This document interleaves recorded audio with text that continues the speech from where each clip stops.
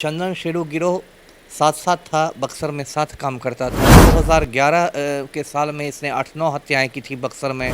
शेरू सिंह है वो चंदन मिश्रा की बहन से प्यार करता था और इसको लेके चंदन मिश्रा उससे नाराज़ रहता था। तो हत्या हुई 17 जुलाई को। इसने पूरे बिहार को ही नहीं पूरे देश को मतलब हिला दिया। राष्ट्रीय सुर्खियां बनी है पारस अस्पताल गोलीकांड।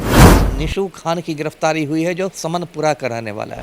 इस गिरफ्तारी में देखिए एक अल्पना दास नाम की लड़की का भी नाम आ रहा है। मुझे लगता है कि ये संभवतः बंगाली लड़की होगी, लोकल लड़की होगी। शेरू सिंह और चंदन मिश्रा जुर्म की दुनिया के जय वीरू थे। इन्होंने अपराध में साथ में कदम रखा था और देखते ही देखते इन्होंने अपराध की बादशाहत को के उसके मंजिलों को छूने का काम किया। 2008-2009 का वो साल होगा जब शेरू सिंह और चंदन मिश्रा की तूती बक्सर की गलियों में बोला करती थी और इनके बिना इजाजत का एक पत्ता तक नहीं हिलता था। दोनों ने साथ में अपराध की घटनाओं को अंजाम दिया और देखते ही देखते इनके नाम और इनके चर्चे बिहार के गलियों में होने लगे। यानी बिहार की अपराध की दुनिया में इन्होंने परचम लहराने का काम किया। लेकिन राजेंद्र केसरी की हत्या के बाद दोनों को उम्र कैद हुई, दोनों की राहें अलग हुई। जेल में दोनों साथ पहुंचे। उम्र कैद की सजा कोर्ट के तरफ से आदेश आया, लेकिन किसी कारणों के वजह से शेरू और चंदन मिश्रा में जो जानी दुश्मनी थी वो छिड़ गई। आखिरकार हुआ वही, कोर्ट से पेरोल पर चंदन मिश्रा छूटता है और उसके बाद पटना के पारस अस्पताल में इलाज कराने पहुंचता है। तभी शेरू सिंह जो था वो कहीं ना कहीं साजिश रचता है और तौसीफ उर्फ बादशाह के हाथों चंदन मिश्रा की हत्या 17 जुलाई को कर दी जाती है। अब इस पूरे मामले को लेके बिहार एसटीएफ और पटना पुलिस लगातार खाक छान रही थी। तौसीफ उर्फ बादशाह की गिरफ्तारी के लिए लगातार पटना से लेके हाजीपुर और कोलकाता में छापेमारी की जा रही थी। आखिरकार तौसीफ बादशाह की गिरफ्तारी हो गई और उसके साथ निशू खां और 2 अन्य गुर्गों की गिरफ्तारी और एक जो महिला की गिरफ्तारी हुई है। ये तमाम लोग एक गेस्ट हाउस में ठहरे हुए थे। इन तमाम मुद्दों पे बात करने के लिए हमारे साथ पूर्व आईपीएस अमिताभ दास सर हैं। कई जिलों के पुलिस कप्तान रहे हैं, पुलिसिंग का एक लंबा अनुभव रहा है।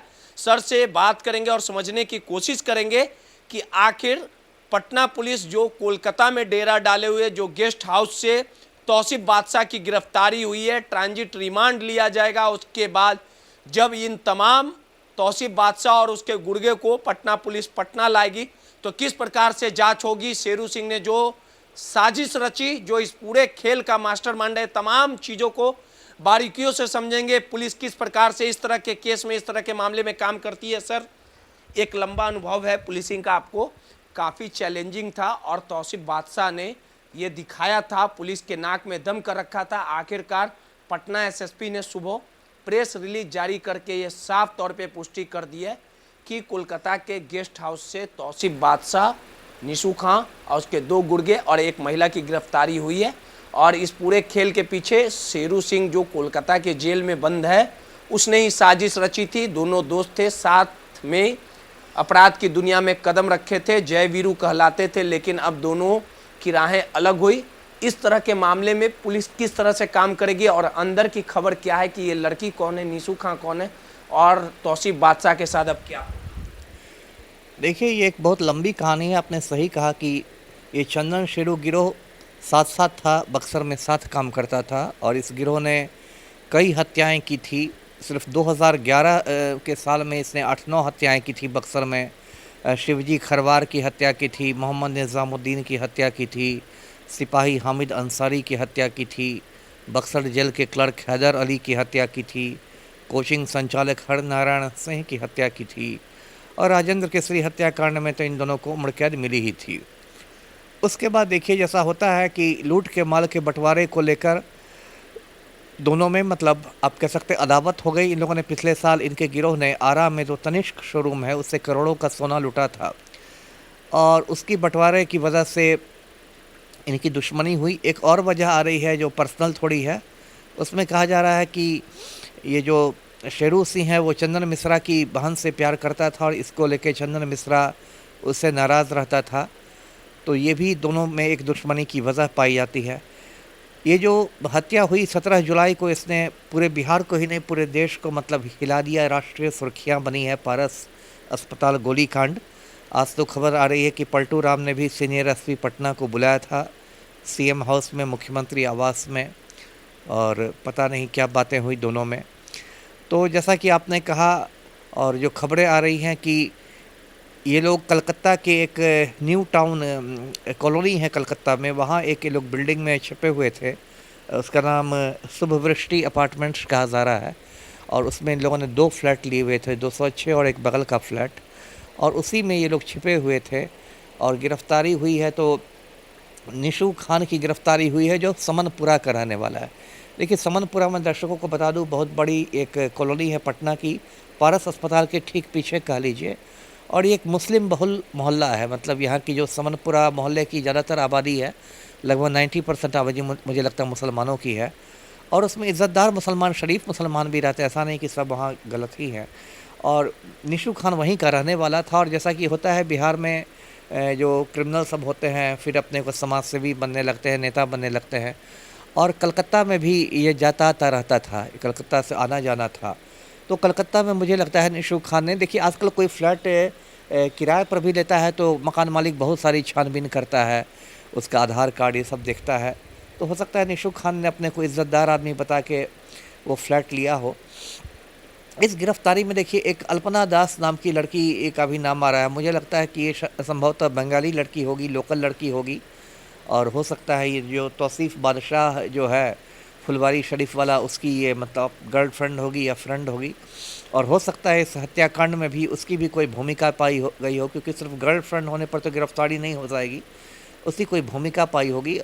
अब मैं दर्शकों को इसका जो कानूनी पहलू बताता हूँ। देखिए, अभी तो जो भी गिरफ्तारी हो गई 4, 5, 6 जो भी लोगों की, उनको लोकल कोर्ट में पेश किया जाएगा, कलकत्ता कोर्ट में, और उनका ट्रांजिट रिमांड दिया जाएगा। अब ट्रांजिट रिमांड के बारे में बताता हूँ, क्यों लेना पड़ता है, क्योंकि कानून के मुताबिक किसी भी अपराधी को आप पकड़ते हैं तो उसको आपको 24 घंटे के भीतर मजिस्ट्रेट के सामने पेश करना पड़ता है।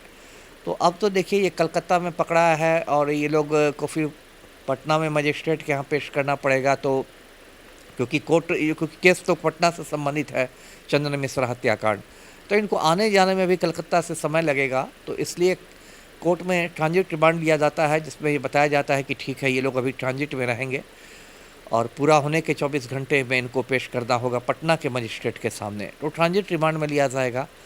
अब देखिए इसमें कई पहलू हैं। एक पहलू तो ये है कि मुझे लगता है कि अगर इन लोगों ने ये कांड किया है, और लगता क्या है तो सीसीटीवी फुटेज पर पूरी दुनिया ने देखा है, तौसीफ़ बादशाह का चेहरा आया है, तो इन लोग को मेरी समझ में बाय एयर लाना चाहिए, मतलब विमान के से लाना चाहिए, हवाई जहाज़ के रास्ते, क्योंकि ट्रेन और सड़क मार्ग दोनों में ये खतरा है। चूँकि ये लोग दुर्दांत अपराधी हैं, ये लोग मतलब बहुत शातिर अपराधी हैं, कि ये लोग बीच में भागने की कोशिश कर सकते हैं। मैं यूपी का एक मामला याद दिलाऊं दर्शकों को। 2020 में एक खूंखार अपराधी था कानपुर का विकास दुबे। उसने कानपुर देहात में 8 पुलिसकर्मियों का खून कर दिया, और उसके बाद वो भाग गया था, और 3-4 दिन बाद उसको मध्य प्रदेश के उज्जैन में गिरफ्तार किया गया, महाकाल मंदिर में गिरफ्तार किया गया। और जब उसको उज्जैन से कानपुर लाया जा रहा था तो गाड़ी पलट गई, और कहते हैं कि उसने पुलिस वालों का हथियार छीनना चाहा और फिर मुठभेड़ में मारा गया। ऐसे कुछ लोगों को ये फर्जी मुठभेड़ भी लगता है, कुछ लोगों को लगता है कि पुलिस ने एक कहानी बनाई उसको मारने के लिए। जो भी हो, लेकिन असली में भी जो शातिर अपराधी रहते हैं, जो दुर्दांत अपराधी रहते हैं, वो आसानी से हार नहीं मानते हैं। वो फिर बीच में भी मतलब भागने की कोशिश करेंगे, या जो उनका जो गिरोह होगा, गिरोह के बाकी लोग जो अभी नहीं पकड़ा है, वो उनको छुड़ाने की कोशिश कर सकते हैं। तो इसलिए इस बिंदु पर पुलिस को सावधान रहना चाहिए। यहाँ पर भी देखिए, जब उनको पेश किया जाएगा पटना में तो उनको मजिस्ट्रेट मतलब जेल जाने के लिए कहेगा, और लोग जेल चले जाएंगे। लेकिन बड़ा केस है, इसमें बहुत बड़ी मतलब साजिश होगी। जैसा आपने कहा कि इस साजिश में शेरू सिंह ने की होगी, अभी संभावना यही, जो पुरुलिया जेल में बंद है बंगाल के। और एक नाम ये भी आ रहा है, जो पप्पू यादव सुबोधवा कह रहे थे, वो सुबोधवा और कोई नहीं, सुबोध कुमार सिंह है, जो सोना का बहुत बड़ा लुटेरा है, नालंदा का रहने वाला है, पटना के बेऊर जेल में बंद है। और कहते हैं कि सुबोध कुमार सिंह ने लगभग 300 किलो सोना मतलब लूटा है अब तक, टोटल देश भर के अलग अलग जगहों से। तो ये सब के लिए देखिए फिर इनको रिमांड पर लिया जाएगा। पूछताछ के लिए। ये खास कि जो लोग हैं, निशू खान है, निशू खान तो षड्यंत्र करता था, साजिश करने वाला, या तौसीफ बादशाह है। उसी बादशाह का मौसेरा भाई था सर, हाँ, वो मौसेरा हाजीपुर भाई का था, रहने हाँ। वाला था और उसी के घर में रात में हाँ, रुके थे वही सभी। वही बात आई है। मैंने कहा ना कि हम पारस से एकदम सटे, इसलिए तो ये लोग इतनी सुबह सुबह पहुंच गए। 7:15 बजे सुबह में घर से तो लोग पैदल टहलते हुए चले गए होंगे। पारस अस्पताल के तो पीछे का मोहल्ला समनपुरा है। तो इन सब से डिमांड लेके पूछा जाएगा। और अब लगभग केस मतलब समझिए कि उद्भेदन हो ही गया है। तो अब तुरंत मतलब इसको केस डायरी कंप्लीट करके इसको चार्जशीट दे दिया जाएगा, मतलब आरोप पत्र समर्पित कर दिया जाएगा।